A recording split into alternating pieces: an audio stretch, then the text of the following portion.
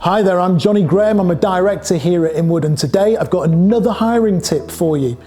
Today I want to talk about a hiring personality type that I call the big spender.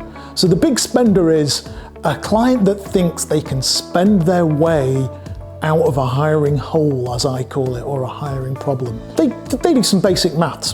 Big money equals easy hire, doesn't it? Well, no. Actually, you can't spend your way out of a hiring hole, and I'll explain in a little bit more depth as to why. It's a very weak way of creating an employer value proposition. When you're selling to your customers, when your business is going out to your clients, you spend hours and hours, days upon days, your marketing team, your product team, your development team, all thinking about one thing: your value proposition to the customers that buy what you sell. Equally, a price-driven strategy, a money-driven hiring strategy, is as bad as a price-driven sales strategy. What you're effectively saying is, it's the only way that we can compete in the job market for the very best talent that's out there.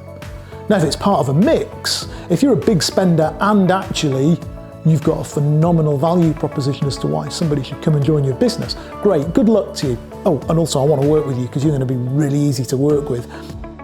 But I don't think you do. What we often see are clients thinking that they can throw big money at a problem and it will solve all the other little problems. The lack of the value proposition. We love big spenders at Inward. Big spenders are great. Big spenders equals big fees. And there's always somebody out there who will take the job. And there's always somebody out there who looks like they're right for the job. And I say looks like because they'll look at the job and they'll go, well, it becomes a marriage of convenience. And I'll explain what I mean by that. Firstly, the good candidates are smart. The really good ones, they'll go, if it looks too good to be true, it probably is. Big money doesn't attract the best talent in the market. What it does is it attracts the most mercenary and the least duly diligent. And those most mercenary and least duly diligent candidates in the market are usually the ones who aren't that good. They're usually the ones who move around a little bit more. They're usually the ones who are a little bit more reliant on their basic salaries and aren't used to consistently earning high levels of commission, so the basic salary becomes an extremely important factor.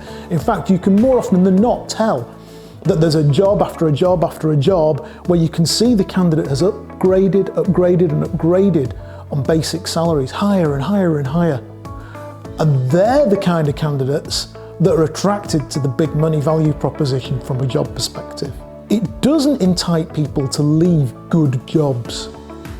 To make somebody leave a job where they're happy, you have to create an elasticity stretch point of price that is so unbelievably high.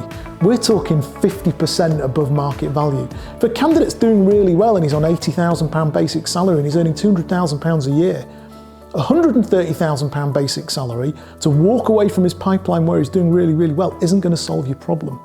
It isn't going to fix your value proposition. So that's this month's tip. If you want to talk about how you can fix your value proposition, you can do one of two things.